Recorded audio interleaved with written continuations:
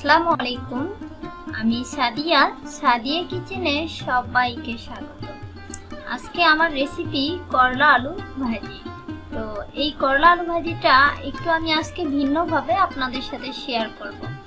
একদমই তিতা ছাড়া কিভাবে আমি করলা ভাজি করেছি সেটা আজকে আমি আপনাদের সাথে শেয়ার করব। অনেকের মনে প্রশ্ন থাকে করলা ভাজি করি কিন্তু তিতা থেকে যায়। আজকে শুধু তাদের জন্য এই রেসিপিটা। তো আমি করলাগুলো পাতলা করে কেটে রেখে দিয়েছিলাম। এখন কিন্তু করলাগুলো আমি লবণ দিয়ে মেখে রেখে দিয়েছিলাম 2-3 মিনিটের জন্য। ধুয়ে নিয়েছি ভালোভাবে। তো এই পর্যায়ে আমি এখন চুলায় যাচ্ছি। চলুন কিভাবে রান্না করেছি দেখিয়ে দিই। তো এখন আমি চুলাতে কড়াই বসিয়ে দিয়েছি। এতে পেঁয়াজ কুচি আর কাঁচামরিচ দিয়ে দিচ্ছি। পেঁয়াজটা একটু বেশি দিতে হবে, যেহেতু তিতা ছাড়া করলা ভাজিটা একটু পেঁয়াজটা বেশি দিতে হয়। তো এই পর্যায়ে আমি কিন্তু পেঁয়াজ আর মরিচটা একসাথে দিয়েছি, সেগুলো এখন আমি ভালোভাবে নেড়ে চেড়ে দিচ্ছি। আর পেঁয়াজটা কিন্তু আমি একদমই বেশি ভেজে নিব না। দেখতে পাচ্ছেন আমি পেঁয়াজটা কিন্তু মোটামুটি ভেজে নিয়েছি, একটু নরম হয়ে আসছে কিন্তু ব্রাউন করিনি। এই পর্যায়ে আমি কিন্তু করলাগুলো দিয়ে দিব। এখানে করলা আর আলু ধুয়ে রেখে দিয়েছিলাম, সেটা দিয়ে দিলাম। তো আমি কিন্তু আলুটা একটু মোটা করে নিয়েছি, আপনারা আপনাদের পছন্দ মতো নিয়ে নেবেন।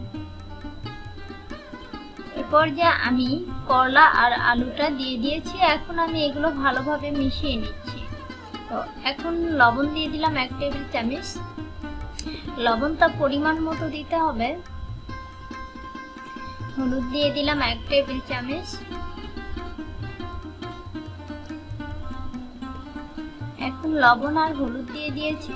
সবগুলো উপকরণ আমি এখন করলা আলু দিয়ে মিশিয়ে নিচ্ছি।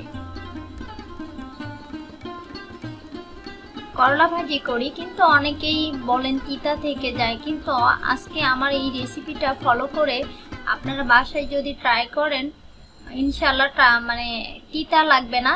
তিতা ছাড়া এই রেসিপিটা শুধু তাদের জন্য যারা তিতা একদমই পছন্দ করে না, তাদের জন্য।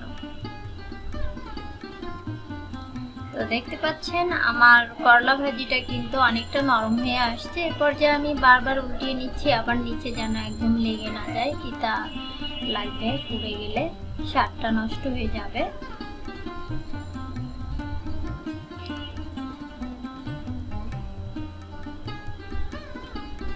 এই রেসিপিটা ফলো করে সবাই রান্না করবেন এবং আমাকে যদি রেসিপিটা ভালো লাগে সবাই লাইক শেয়ার কমেন্ট করে জানাবেন। ফলো দিয়ে আমাদের সাথে থাকবেন, সাবস্ক্রাইব করবেন। এই পর্যায়ে দেখেন আমার করলা আলু ভাজিটা কিন্তু অনেকটা হয়ে আসছে, কিন্তু আমি যেহেতু তিতা ছাড়া করলা ভাজি করব তাই আমি কিন্তু একটু বেশি ভেজে নিচ্ছি। করলাটা যদি সবুজ সবুজ থাকে তাহলে তিতা লাগে। আর আমি কিন্তু প্রথমে লবণ দিয়ে মেখে রেখে দিয়েছিলাম। লবণটা দেওয়ার কারণ ছিল লবণটা দিলে আপনাদের তিতা অনেকটাই কমে যায়। যারা তিতা পছন্দ করেন না তারা আশা করছি আমার রেসিপিটা ফলো করে আপনারা বাসায় ট্রাই করবেন। পর্যায়ে কিন্তু আমার করলা ভাজি প্রায় হয়ে আসছে, কারণ আমি একটু বেশি ভেজে নিয়েছি। দেখতে পাচ্ছেন এতে একদমই তিতা লাগবে না, সবার পছন্দের একটা খাবার।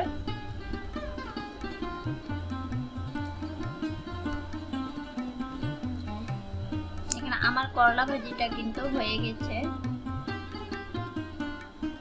খুবই মজার একটা রেসিপি।